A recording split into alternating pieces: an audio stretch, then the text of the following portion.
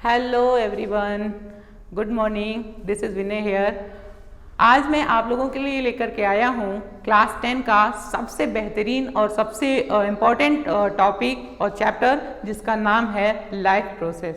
दोस्तों, ये जो चैप्टर है क्लास 10 के पॉइंट ऑफ व्यू से सबसे इम्पॉर्टेंट चैप्टर है, क्योंकि यहाँ से मैक्सिममली नंबर्स पूछे जाते हैं। अब ये जो लाइफ प्रोसेस है ये बायोलॉजी का सबसे मेन पोर्शन है, ठीक है।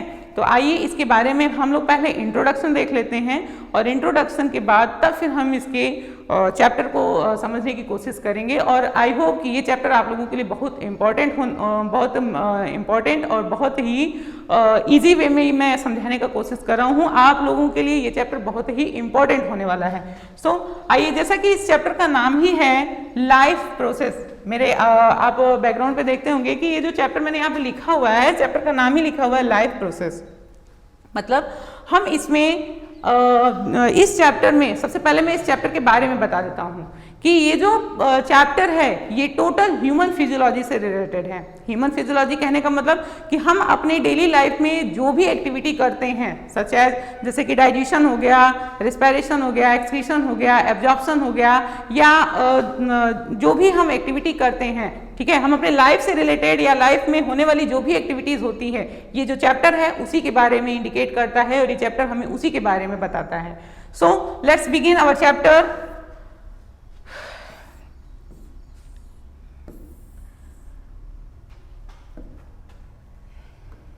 सो फ्रेंड्स, जैसा कि मैं बता दूं आपको कि जो ये लाइफ प्रोसेस होता है, ठीक है, अगर हम इसको इन शॉर्ट अपनी लैंग्वेज में समझने की कोशिश करें तो सबसे पहले इसी वर्ड से ही हमें समझ में आ जाएगा कि ये चैप्टर हमें कहना क्या चाहता है। क्योंकि मोस्ट ऑफ देम जो मीन्स होता है चैप्टर का वो हमें चैप्टर के नेम से ही पता चल जाता है। जैसे अगर हम यहाँ पे बात करते हैं लाइफ प्रोसेस का, तो चूंकि यहाँ पे देखिए एक होता है लाइफ और दूसरा होता है प्रोसेस। कहने का मतलब कि हमारे लाइफ में, मतलब कि किसी भी लिविंग, लाइफ मीन्स हम यहाँ पे इंडिकेट कर सकते हैं लिविंग्स, तो किसी भी लिविंग बीइंग्स के अंदर जो प्रोसेस होने वाला होता है, मतलब किसी लिविंग बीइंग्स के अंदर जो प्रोसेस होता है, किसी लिविंग बीइंग्स के अंदर जो प्रक्रिया होता है, उसी को बोला गया है लाइफ प्रोसेस, ठीक है। मैंने अभी बोला कि किसी भी ह्यूमन बीइंग्स या किसी भी लिविंग बीइंग्स के अंदर जो कि डेली एक्टिविटी कंप्लीट होती है उसी को हम बोलते हैं लाइफ प्रोसेस। यहाँ पे मैंने लिखा भी है कि the process are the process, जैसे कि रेस्पिरेशन हो गया, ठीक है, डाइजेशन हो गया, एक्सक्रीशन हो गया, ठीक है, which together keep the livings and keep the living organism live. मतलब कि without in this process like respiration, digestion, excretion, without these process organisms do not survive। क्योंकि ये एक ऐसी प्रक्रिया है जो हर किसी लिविंग बीइंग्स के शरीर में होने वाली शरीर में होती है और उसी के दौरान, ठीक है, वो अपनी सारी एक्टिविटी को कंटेन करते हैं। अगर इसमें से कोई एक प्रोसेस नहीं होता है तो जो उसकी लाइफ होती है वो बहुत ही कॉम्प्लिकेट हो जाती है, ठीक है।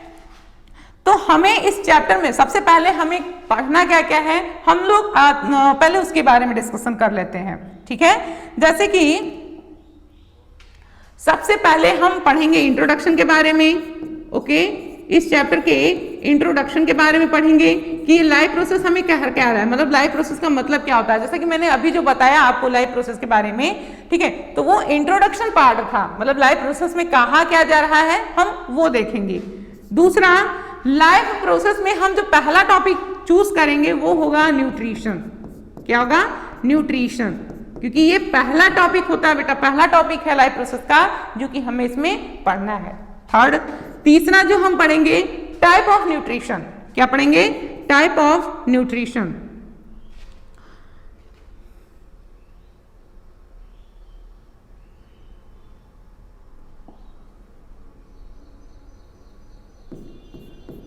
इंट्रोडक्शन, थोड़ा सही से लिख देते इसको, इंट्रोडक्शन। दूसरा जो हम टॉपिक शुरू करेंगे वो होगा न्यूट्रिशन। उसके बाद तीसरा topic type of nutrition, okay, type of nutrition, ठीक है। और फोर्थ जो होगा वो हम लोग डिस्कस करेंगे अबाउट द फोटोसिंथेसिस। फोटोसिंथेसिस मतलब कि सबसे पहले हम लोग इंट्रोडक्शन शुरू करेंगे, फिर न्यूट्रिशन, फिर टाइप ऑफ न्यूट्रिशन और फोटोसिंथेसिस, ठीक है। जैसा कि आप लोग अभी मैंने आपको इंट्रोडक्शन में बता दिया कि जो लाइफ प्रोसेस होता है वो किसी भी लिविंग बीइंग्स के अंदर होने वाली एक बहुत ही इंपॉर्टेंट प्रक्रिया होती है, जिसके द्वारा कोई भी लिविंग ऑर्गेनिज्म सर्वाइव करता है और अपनी एक्टिविटी को कंटेन करता है। अगर हम बात करते हैं लाइफ प्रोसेस में पहला, चूंकि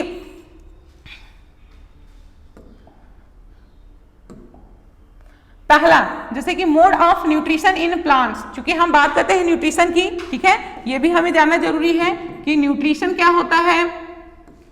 न्यूट्रिशन क्या होता है फ्रेंड्स, तो हम लोग यहाँ पे पहले, चूंकि देखो न्यूट्रिशन क्या होता है ये समझना है। तो जो न्यूट्रिशन होता है एक प्रकार से ये हमारे शरीर को, हमारे सेल, हमारे बॉडी के सभी सेल्स को, हमारे बॉडी के सभी टिश्यूज को ये क्या प्रोवाइड करता है, एनर्जी प्रोवाइड करता है। हम जो भी डेली फूड लेते हैं, ठीक है, ये जो न्यूट्रिशन होता है हमें उसी फूड से मिलता है। और ये जो न्यूट्रिशन होता है यहाँ पे, जैसे अगर हम बात करते हैं न्यूट्रिशन, तो न्यूट्रिशन हमें कहाँ से मिलता है, न्यूट्रिएंट मटेरियल से, न्यूट्रिएंट मटेरियल।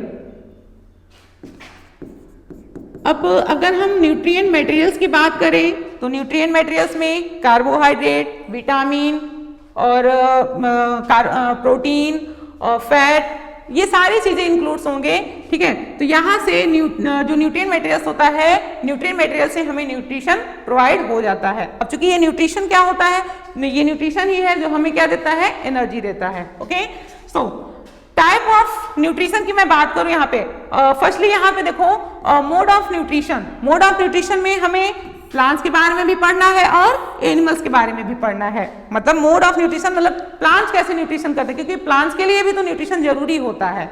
ओके, तो यहाँ पे प्लांट्स के बारे में अगर हम बात करते हैं तो देखो सबसे पहले प्लांट्स क्या करते हैं, प्लांट्स ऑटोट्रॉफ होते हैं। अगर हम यहाँ पे टाइप ऑफ न्यूट्रिशन की मैं बात करूं, यहाँ पे मैं टाइप ऑफ न्यूट्रिशन की बात करूं तो जो न्यूट्रिशन होता है वो दो प्रकार का होता है। फर्स्ट जो होता है ऑटोट्रॉफिक, फर्स्ट ऑटोट्रॉफिक न्यूट्रिशन, और सेकंड जो होता है वो होता है heterotrophic nutrition. Second heterotrophic nutrition. Autotrophic nutrition क्या होता है, ऑटोट्रॉफिक न्यूट्रिशन एक ऐसा न्यूट्रिशन होता है जिसमें कोई भी ऑर्गेनिज्म अपना भोजन खुद प्रिपेयर करता है ऑर्गेनिक और इनऑर्गेनिक सब्सटेंस का यूज करके। मतलब कि जो ऑटोट्रॉफिक न्यूट्रिशन होते हैं, ठीक है, उसमें जो जीव होते हैं, जो लिविंग बीइंग्स होते हैं, वो अपना फूड खुद प्रिपेयर करते हैं।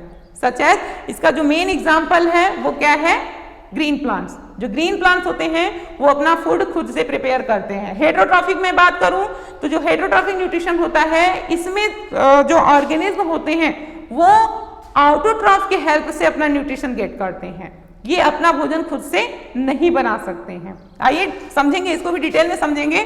बट फर्स्टली यहाँ पे न्यूट्रिशन इन प्लांट्स की मैं बात करूं तो देखो जो प्लांट्स होते हैं वो ऑटोट्रॉफ्स होते हैं। जैसा मैंने अभी बताया कि जो ऑटोट्रॉफिक न्यूट्रिशन होता है वो केवल प्लांट्स में होता है क्योंकि वो अपना फूड खुद ही प्रिपेयर करते हैं।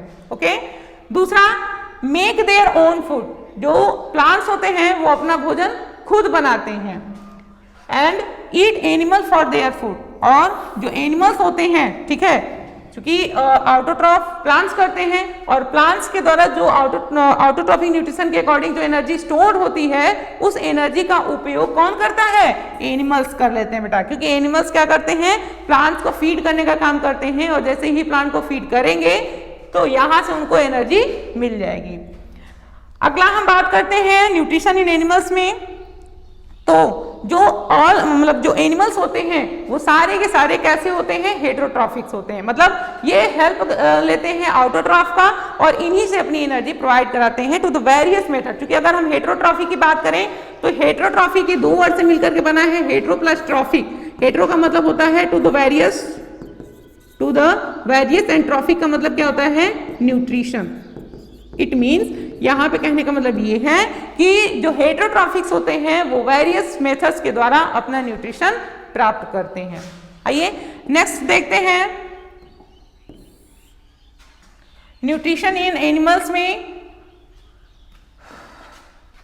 Animals are heterotrophs and they depend on plant for their food. मतलब मैंने वही अभी बताया कि जो हेटेरोट्रॉफ्स होते हैं वो एक मतलब एनिमल्स होते हैं वो हेटेरोट्रॉफ्स होते हैं और ये बेसिकली ग्रीन प्लांट से ही अपना न्यूट्रिशन लेते हैं क्योंकि ये अपना भोजन खुद से नहीं बना सकते हैं। ओके, अब यहाँ पे आइए हम बात करते हैं ऑटोट्रॉफिक न्यूट्रिशन की। जैसा कि मैंने अभी बताया कि वो ऑर्गेनिज्म जो अपना भोजन खुद प्रिपेयर करते हैं for help of organic and inorganic substance as like, जैसे हम कार्बन डाइऑक्साइड की बात करें, वाटर की बात करें, तो इन सब के उपयोग से, ठीक है, वो जीव जो अपना भोजन खुद बनाते हैं उसी को बोला गया है ऑटोट्रॉफिक। यहाँ पे मैंने लिखा भी है कि it is a kind of nutrition in which inorganic material की मैं बात करूं तो जैसे कि carbon dioxide and water, okay, and water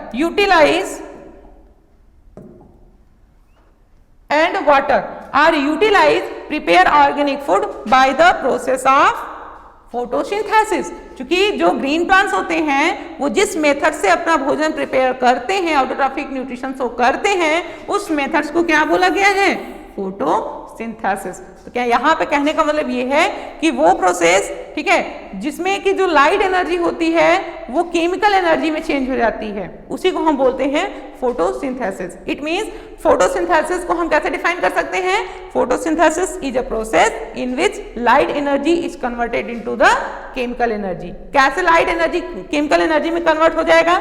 यहाँ पे देखिए, क्योंकि मैंने यहाँ पे कुछ और भी लिखा हुआ है कि जो ऑटोट्रॉफ्स होते हैं वो सिंपल इनऑर्गेनिक मटेरियल का यूज करते हैं और उसको कन्वर्ट कर देते हैं कॉम्प्लेक्स हाई एनर्जी मॉलिक्यूल्स में। कैसे? ये कुछ इक्वेशंस है यहाँ पे मैंने लिखा हुआ है, इसको आप लोग ध्यान से देखिए।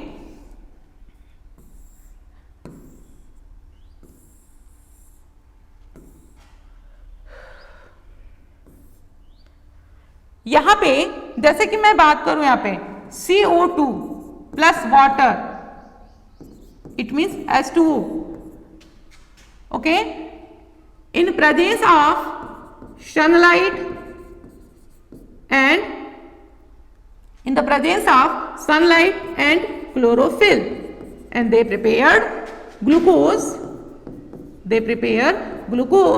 energy, ऑक्सीजन प्लस एनर्जी, क्योंकि ऑक्सीजन भी तो रिलीज करेगा। ओके, अब देखो ये जो सबस्टेंस है इसको हम क्या बोलते हैं? Inorganic substance. Inorganic substance. This is the inorganic substance, and these inorganic substance are converted into the organic substance. और यहाँ पे मैंने वही बताया आपको कि ये काफी सिंपल मॉलिक्यूल्स होता है, सिंपल इनऑर्गेनिक सबस्टेंस होता है जो कन्वर्ट हो जाता है किसमें? कॉम्प्लेक्स ऑर्गेनिक सबस्टेंस में। ओके, अब यहाँ पे देखिए आगे हम बात कर लेते हैं रॉ मटेरियल। अब चूंकि फोटोसिंथेसिस मैंने बता दिया, फोटोसिंथेसिस एक ऐसा प्रोसेस होता है जिसमें कि जो लाइट एनर्जी होती है वो कन्वर्ट हो जाती है किसमें? केमिकल एनर्जी में। या एक और भी डेफिनेशन है फोटोसिंथेसिस का कि फोटोसिंथेसिस एक ऐसा प्रोसेस होता है जिसमें कि जो simple inorganic substance, okay, convert हो जाता है कॉम्प्लेक्स ऑर्गेनिक सबस्टेंस में। और इसमें यूज होता है किसका? क्लोरोफिल का। और प्रेजेंस किसकी होनी चाहिए? सनलाइट का। क्लोरोफिल क्या होता है? ये एक पिगमेंट होता है जो कि ऑलरेडी ग्रीन प्लांट्स के अंदर स्टोर्ड होता है। और दूसरी चीज मैं आपको बता दूं कि जो क्लोरोफिल होता है ये एक सेल ऑर्गेनल से निकल के आता है जिसका नाम है क्लोरोप्लास्ट। क्लोरोप्लास्ट से क्लोरोफिल का फॉर्मेशन होता है। ओके, नेक्स्ट देखते हैं raw material for the photosynthesis. मतलब कौन कौन से ऐसे मटेरियल्स होते हैं जो फोटोसिंथेसिस के लिए सबसे इंपॉर्टेंट होता है, क्योंकि ये फोटोसिंथेसिस में ये सब अगर अब्सेंट्स रहेंगे, इन सब की प्रेजेंसी नहीं होगी तो फोटोसिंथेसिस होना काफी मुश्किल होता है, क्योंकि वो फोटोसिंथेसिस नहीं कर पाते हैं। सो यहाँ पे आइए, जैसे मैं पहला बात करता हूँ सनलाइट की। सनलाइट, विदाउट सनलाइट जो फोटोसिंथेसिस है वो नहीं हो पाता है। तो लाइट एनर्जी सबसे ज्यादा जरूरी होता है फोटोसिंथेसिस के लिए। और स्पेशली जो लाइट्स होते हैं वो अलग अलग वेवलेंथ के लाइट को एब्जॉर्ब करते हैं। और यहाँ पे जो दूसरा है क्लोरोफिल, क्लोरोफिल क्या करता है? ये सनलाइट को एब्जॉर्ब करने का काम करता है। और बेसिकली हम क्लोरोफिल ए और क्लोरोफिल बी की बात करें तो क्लोरोफिल ए और क्लोरोफिल बी ये सबसे इंपॉर्टेंट होता है प्लांट के अंदर, जो कि फोटोसिंथेसिस के रेट को इंक्रीज कर देते हैं। नेक्स्ट CO2, ये हमारे सराउंडिंग से एब्जॉर्ब किया जाता है by the plant through the stomata. मतलब जो स्टोमेटा होता है, प्लांट के लीफ में एक टीनी पोर्स प्रेजेंट होते हैं जिसको बोला गया है स्टोमेटा। और ये जो स्टोमेटा होता है ये क्या करता है, गैसियस एक्सचेंजेशन में मदद करता है। मैं बता दूं आपको स्टोमेटा के बारे में भी थोड़ा सा जान लीजिए आप लोग कि ये जो स्टोमेटा होता है ये एक टीनी पोर होता है, एक छोटा सा छिद्र होता है, स्मॉल पोर्स होते हैं जो कि लीफ में पाए जाते हैं। और इस स्टोमेटा के दौरान गैसियस एक्सचेंजेशन होता है, मतलब ऑक्सीजन रिलीज करेंगे और कार्बन डाइऑक्साइड एक्सेप्ट करेंगे प्लांट्स। और दूसरी चीज कि ये ट्रांसपायरेशन में भी मदद करेंगे, मतलब जो एक्स्ट्रा वाटर मॉलिक्यूल्स होगा वो लॉस करेंगे। ठीक है, तो ये जो स्टोमेटा होता है इसकी सबसे ज्यादा जरूरत होती है। तो ये जो CO2 है ये किसके द्वारा एंटर करता है बेटा, स्टोमेटा के दौरान। नेक्स्ट आइए हम बात करते हैं साइट फॉर फोटोसिंथेसिस, मतलब कि जो फोटोसिंथेसिस होता है वो किस रीजन पर होता है। तो मैंने अभी बताया कि जो फोटोसिंथेसिस होता है वो लीफ में होता है। और लीफ में कहाँ पे होता है, किसके द्वारा होता है, with the help of chloroplast. Chloroplast के द्वारा होता है। और चूंकि अभी आप आगे हायर एजुकेशन में जाएंगे, जैसे 11th में या अदर कोई कोर्स करेंगे तो उसमें इसको डिटेल में समझाया गया, क्योंकि जो फोटोसिंथेसिस होता है वो दो तरीके से होता है, एक लाइट रिएक्शन में होता है और एक डार्क रिएक्शन में होता है, एक ग्रेना में होता है और एक स्टोमा में होता है। तो ये चीजें आप थोड़ा सा डीपली पढ़ेंगे, ठीक है, बट आपके स्टैंडर्ड के हिसाब से इतना जानना आप लोगों के लिए इनफ है, क्योंकि आपके एग्जाम में क्वेश्चंस यहाँ से आएंगे ना कि आगे से आएंगे। तो इतना आप लोग अच्छे से कवर कर लीजिए, वो सही है। आगे आइए, मेन इवेंट ऑफ फोटोसिंथेसिस, मतलब सबसे इंपॉर्टेंट कि हमें सबसे इंपॉर्टेंट पार्ट्स क्या होने चाहिए, इंपॉर्टेंट फैक्टर्स क्या होने चाहिए फोटोसिंथेसिस के। तो देखो सबसे पहले मैंने क्या बताया था, क्योंकि ये जो एब्जॉर्प्शन होता है लाइट एनर्जी का वो कौन करता है, क्लोरोफिल करता है। मैंने अभी बताया, जब रॉ मटेरियल मैंने बताया तो उसमें मैंने क्लोरोफिल को डिटेल में बताया था। तो ये जो क्लोरोफिल ए और क्लोरोफिल बी होता है ये लाइट एनर्जी को, सनलाइट को, लाइट एनर्जी कहाँ से मिल रहा है, सनलाइट। तो जो लाइट एनर्जी है सनलाइट से वो ज्यादा एब्जॉर्ब किया जा रहा है। दूसरा, convert light energy into the chemical energy, and जो वाटर है वो हाइड्रोजन और ऑक्सीजन के मॉलिक्यूल्स में स्प्लिट हो जा रहा है। मतलब कि जो लाइट एनर्जी है, जो लाइट एनर्जी है कन्वर्ट हो जा रहा है किसमें, केमिकल एनर्जी में, केमिकल एनर्जी में। और साथ ही साथ ये जो वाटर होता है ये वाटर स्प्लिट करता है H+ और OH- में। और ये जो ऑक्सीजन होता है ये मैकेनिज्म के दौरान, ये जो ऑक्सीजन होता है वो यहीं से फोटोसिंथेसिस के दौरान रिलीज होता है। ओके, आइए आगे चलते हैं। Next, heterotrophic nutrition. Heterotrophic nutrition, heterotrophic nutrition क्या होता है, मैंने अभी बताया हेटेरोट्रॉफिक न्यूट्रिशन में कि जो हेटेरोट्रॉफिक होता है ये वेरियस मेथड्स के दौरान होता है। क्योंकि हेटेरो का मतलब क्या होता है, various, hetero means various and the trophic मतलब न्यूट्रिशन, ये अलग अलग मीडियम से कंप्लीट होता है। अगर मैं बात करूं हेटेरोट्रॉफिक का तो इसमें मैंने यहाँ पे तीन मोड मेंशन किया हुआ है। पहला पैरासाइट्स, दूसरा होलोजोइक और तीसरा सैप्रोफिटिक। ओके, तो मैं अगर बात यहाँ पे की जाए पैरासाइट्स की, तो पैरासाइट न्यूट्रिशन एक ऐसा न्यूट्रिशन होता है जिसमें कोई भी ऑर्गेनिज्म किसी लिविंग ऑर्गेनिज्म के ऊपर प्रेजेंट होता है और वहां से अपना न्यूट्रिशन प्राप्त करता है। कहने का मतलब कि पैरासाइट्स का मतलब होता है वो ऑर्गेनिज्म जो किसी लिविंग ऑर्गेनिज्म में प्रेजेंट होंगे और वहां से अपनी एनर्जी प्राप्त करेंगे। जैसे बहुत सारे, जैसे कि टिक हो गया, लाइज हो गए, मॉस्किटोज हो गए, ये सारे के सारे क्या करते हैं बेटा, parasitic mode of nutrition show करते हैं। दूसरा, अगर हम बात करते हैं होलोजोइक मोड ऑफ न्यूट्रिशन की, तो होलोजोइक मोड ऑफ न्यूट्रिशन में जो सॉलिड पार्टिकल्स होते हैं वो फीड किए जाते हैं और अलग अलग मीडियम से जो न्यूट्रिशन होता है उसको एक्सेप्ट किया जाता है। अगर मैं बात करता हूँ होलोजोइक मोड ऑफ न्यूट्रिशन, तो होलोजोइक मोड ऑफ न्यूट्रिशन में एग्जांपल में आ जाएगा एक यूनिसेलुलर ऑर्गेनिज्म है जिसको कि मैं अभी बात करने जा रहा हूं, अमीबा। और क्या है, animal. To all animals and amoeba and all animals are so in the holozoic mode of nutrition. और नेक्स्ट अगर मैं बात करता हूं सैप्रोफिटिक मोड ऑफ न्यूट्रिशन की, तो सैप्रोफिटिक मोड ऑफ न्यूट्रिशन में केवल और केवल कौन आएंगे, फंजाई आएगा, जो कि सैप्रोफिटिक मतलब डेड एंड डिकेइंग मैटर से अपना भोजन प्राप्त करते हैं। तो सैप्रोफिटिक में वही होता है, वो ऑर्गेनिज्म जो डेड एंड डिकेइंग मैटर से अपना न्यूट्रिशन गेट करते हैं। सो आ जाइए हम लोग बात कर लेते हैं, एक यूनिसेलुलर ऑर्गेनिज्म है जिसका नाम है अमीबा। क्या नाम है, अमीबा। ये एक यूनिसेलुलर ऑर्गेनिज्म है, सिंगल यूनिसेलुलर ऑर्गेनिज्म है। अगर मैं अमीबा की बात करूं तो ये अमीबा जो होता है वो holozoic mode of nutrition show करता है। होलोजोइक में टोटल कितने प्रोसेस आते हैं, होलोजोइक में टोटल 5 प्रोसेस इंक्लूड होते हैं। इसको भी आप लोग समझ लीजिए। होलोजोइक में टोटल 5 स्टेप्स इंक्लूड होते हैं। फर्स्ट होता है इंजेशन, सेकंड होता है डाइजेशन, थर्ड होता है